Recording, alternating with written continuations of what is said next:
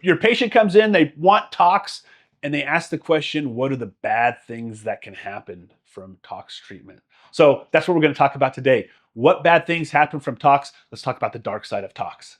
Now, before we talk about the bad things about tox, let's just do a really quick review of what tox is. So tox is a slang term for botulinum toxin type A and all the medications out there that contain botulinum toxin type A. Botulinum toxin type A is found in brands like Botox, Dysport, Xeomin, Jeuveau, Daxxify. Those are the 5 that are currently available in the United States. Now, in 2025, looks like there's going to be two more botulinum toxin types A and a third botulinum toxin type B that'll be coming to the market. So we'll do a video on those when and if they come to market. But currently we have those 5 brands. And what do the toxins do? They turn off muscles.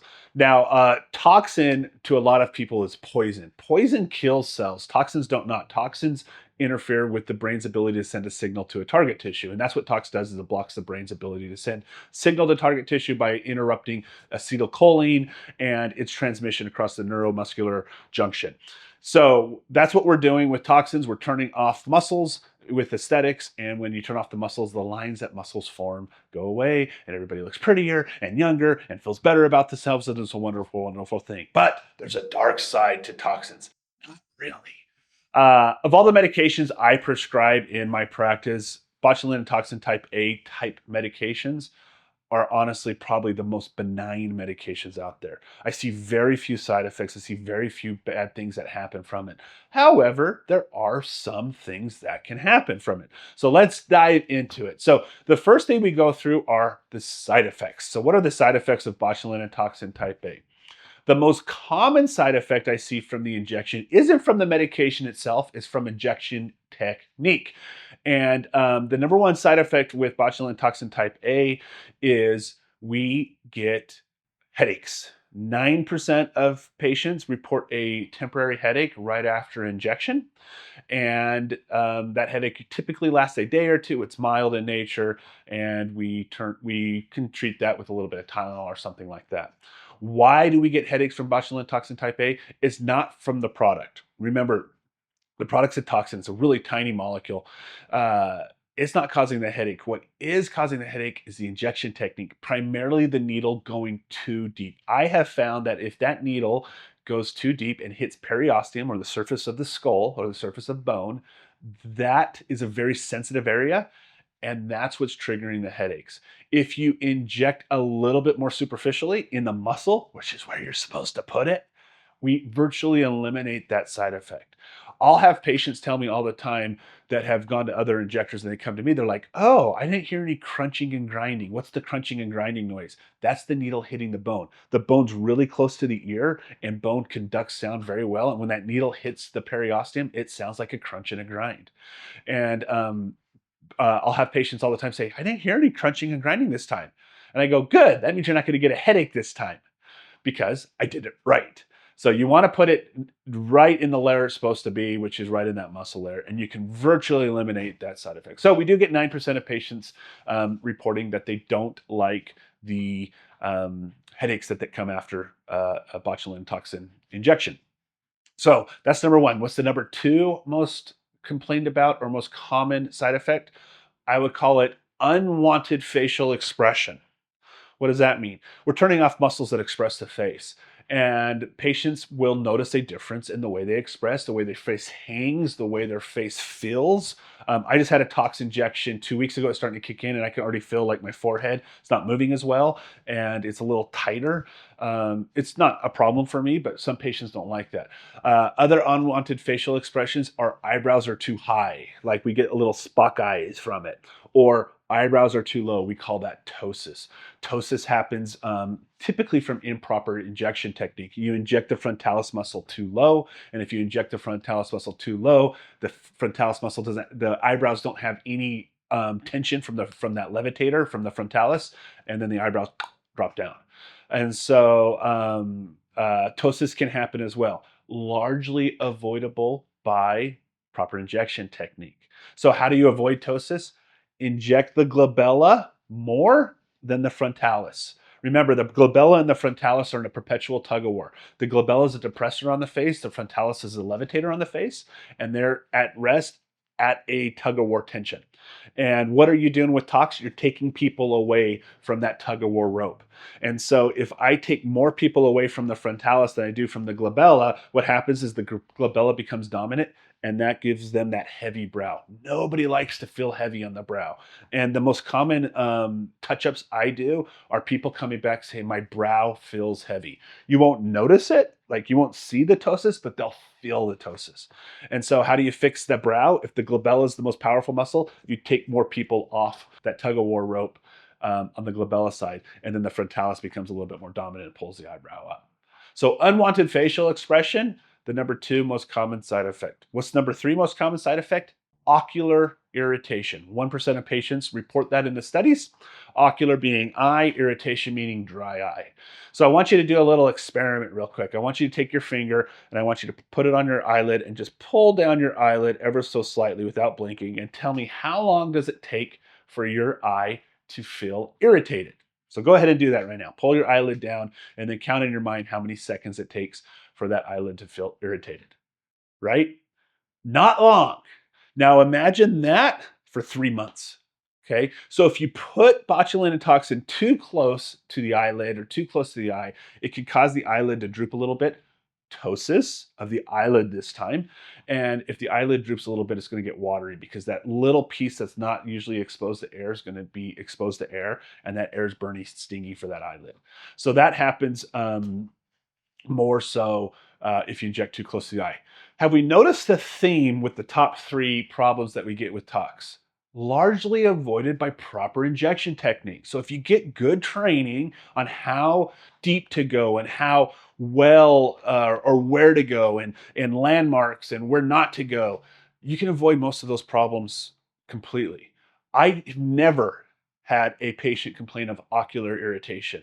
Why? Because I don't inject below the eye. I don't go into the eyelid and overpower that eyelid muscle, and I don't cause ptosis. I keep everything lateral to the canthus, and everything's hunky-dory. So those are the percentages that we find in the literature. 9% headaches, 3% unwanted facial expression like ptosis, and ocular irritation. So those are the common side effects, and they're really even not common, but those are the most common side effects we see from botulinum toxin. What are some rare things that happen from botulinum toxin injection? Let's go into that next. So the first thing I want to talk about is something we called tox drift. What is tox drift? Tox drift happens from people who have been on tox for years and years and years. And I typically see it with Dysport primarily, and then Botox is number 2. And what happens with tox drift is there's components in botulinum toxin formations called accessory proteins that help stabilize the active ingredient, botulinum toxin type A, and helps carry that toxin to the target tissue. And in some people, that accessory protein keys up the immune system to start building up antibodies. And it's not I had tox last treatment and now this treatment, it doesn't work anymore. What happens is the body starts building up antibodies to these accessory proteins and starts targeting the accessory proteins. Well, that gives the tox time to separate from the accessory protein. And so the immune system's just gobbling up the accessory protein, but not so much the tox. However, on every tox molecule before separation of the accessory protein, we can have a situation where the immune system gobbles up the complex before separation. So I inject 40 units of tox, maybe 2 or 3 or 4 of those units get eaten up by the immune system because the immune system's keyed up on the accessory protein. And so what you'll see is we call it tox drift. Tox drift is I've injected 40 units this time and I got great results, but next time it took 42 units or 44 units, or I did my 40 units and they came back for a touch-up because they didn't quite get the effect they wanted. So I added 4 more units of the the touch-up. And then the next treatment after that, 44 units doesn't do the work. Now we're in the 50, 60 units, et cetera, et cetera, et cetera. And it takes a couple of years. And then all of a sudden you realize, geez, 2 years ago we were at 40 units. Now we're at 60 units and we're not getting as good a benefit as we were when back in the day when we were doing 40. That's tox drift. And that keys me in as the injector to thinking, something's going on here with the immune system. So typically what we'll do is we'll switch them to another product that does not have accessory proteins. And currently the two products we have on the market that don't have accessory proteins are Xeomin and Daxxify. Daxxify has peptides in there, but not the accessory proteins. Now, Daxxify came out in 2022, so we still don't have a lot of data on immune system interaction and stuff like that. But we do have really good data on Xeomin, and we know that patients that start and stay with Xeomin have never had an immune response to Xeomin. So if somebody starts experiencing tox drift, boom, I switch them over to Xeomin typically. Now, if they don't respond to Xeomin, what's happened is the immune system has now switched their antibodies from the accessory protein to the active ingredient. And once that happens, all of the toxins stop working because all the toxins have botulinum toxin type A. And so it's pretty rare. I've only seen it a handful of times where switching toxins doesn't work very much anymore. Um, but what we do once we've tried two, maybe three different toxins, is we get them off of it for a minimum of 2 years. Some people in the literature say 5 years. We want those antibodies to clear the system, and so we give them 2 years off. And then after the 2 years, we put them in a clean product like Xeomin again and see if we can get response. If we don't get response, we'll continue to take more time off. And it's a pretty tragic thing when that happens. I've seen it happen a couple times in my career, but you don't want that to happen. So how do we avoid the tox drift? The most important way of avoiding tox drift is pick a cleaner product, Xeomin or Daxxify. But if a patient's been on Botox and they want to stay with Botox or Dysport or Jeuveau, and they want to continue staying with that, then the next most important thing to do is adequate dosing. You don't want them coming back for touch-ups. Okay, so make sure you have good, adequate dosing. You want to see them as infrequently as possible because every time you introduce that accessory protein, it gives the immune system opportunity to key in on it, right? So if they're always coming back for touch-ups and you're not dosing appropriately, every 2, 4, you'll treat them and then 2 weeks later you're treating them again, another chance for the immune system to kick in. So I don't like frequent dosing with the toxins. I want to see them as infrequently as possible. I want to get them at 3-4 month mark, and don't be afraid of increasing the dose so they have longevity, right? All right, so that's something that I will see on occasion. What are some really rare stuff that can happen with Botox? Um, One of the treatments that we can do off-label are treating the platysma muscles. However, I just heard that Allergan and Botox are either working or soon to get FDA approval for treating the platysma bands with Botox. So it's soon to become off-label or on-label for Botox. But if we treat the platysma bands, the platysma muscles involved in depressing the lower face, and it helps you with smile and clenching and grinding, and it's part of the muscles of mastication. Okay. If we turn those off too much or we go too deep, we can actually affect the way people swallow. And one of our medical directors in Five Square Aesthetics, they had a situation in the hospital where a patient that wasn't in our system, but that patient had gotten some tox from a ears, nose, and throat specialist who was trying to turn off some muscles in the neck and caused the patient an inability to swallow. And so what they had to do with that patient is get them on a feeding tube because they couldn't swallow. So for 3 months, they were on a feeding tube waiting for that medication to wear off so that way they can get back to swallowing again. So if you go too deep in the platysma muscle or you miss the platysma muscle and you go deep into the throat or things like that, you can get a situation where you lose the ability to swallow. Other places that we could put it, masseter muscles, temporalis muscles, if you over inject those areas, you can give them slack jaw where they can't masticate, they can't chew. Uh, things of that nature. You turn a muscle off too much, and then that muscle doesn't work anymore, and you need that muscle. There's a lot of therapeutic indications that can cause problems, like when you do a migraine therapy. Part of the migraine therapy is going into the back of the neck and injecting some of the neck muscles, and there's an area of the neck you want to avoid because if you over inject that, they'll get lax necks, and it's hard for them to hold their necks up. So you can always over inject an area, causing swallow difficulties, muscle laxity, mastication problems, holding your head up problems, things of that nature. So that's something that can happen as well. Probably the worst thing that can happen with tox is injecting too many units into a small person. So this is actually on the label of the medication. It's a warning, a black box warning.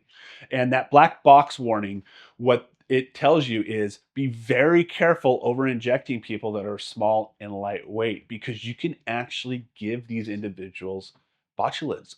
Remember, botulinum toxin comes from the studies that we did in the early and mid 1990s on botulism. It is the toxin that causes botulism, and botulism is a shutdown of the smooth muscle tissues in the gastrointestinal tracts and the diaphragm, and people can't breathe, they can't digest food, they go septic, and they ultimately die. Well, one of the things that you can use botulinum toxin for is for people with cerebral palsy who are clenched up and they have muscle contractures over the whole body.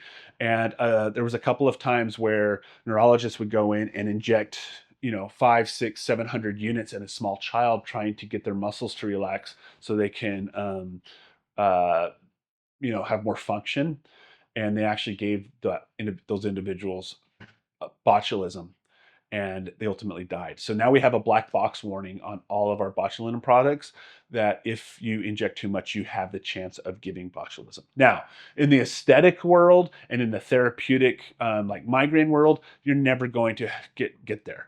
I inject up to 200 units for my migraine patients routinely. And I've never caused botulism. I've never even gotten close to botulism because 200 units just isn't going to do it. Now, if I did 200 units on a 2-year-old child, 100% that could potentially cause some problems. So that's probably the biggest thing you need to worry about. Do I worry about it? No. Why? I'm never going to get anywhere close to that. The only thing I do worry about is I never know when I'm going to get a bad batch from a manufacturer. If for whatever reason that manufacturer puts 4, 5, 6 times the amount of neuromodulator in the vial than they're supposed to, we're going to have potential problems. So it's really, really important you always document your lot numbers when you're injecting patients, because if there is a problem, you need to report that and get that back to the manufacturer, and then they can investigate into the lot numbers. I once did have a bad batch from a manufacturer. I had all of a sudden, this is about 2, 3 years ago, I had all my patients coming back in saying, I didn't get any effect from this product. And after 2 or 3 patients in a week coming in, you're going, hey, something's wrong. And I went back and I looked, and sure enough, all these patients had the same batch. I reported to the manufacturer. The manufacturer had gotten the same story from other injectors out there. And then they pulled that product, and we sent back all the product. I thank heavens I did, because I had like 50 vials in my storage of bad product that I sent back to the manufacturer's replace. So always track your lot numbers, because when those patients start coming back in with no effect, you need to do a little investigation. So that summates what the things that we can see that go bad with Botox. I hope you learned a few things. Don't let that keep you from getting into it, though. If you've always been interested in getting into Botox injections in your clinic or as a side hustle, 100% do it. It's an incredibly safe medication, very few side effects that happen from it. And ultimately, it's going to be a wonderful, wonderful addition to your practice. So hope you learned a few things. Take care.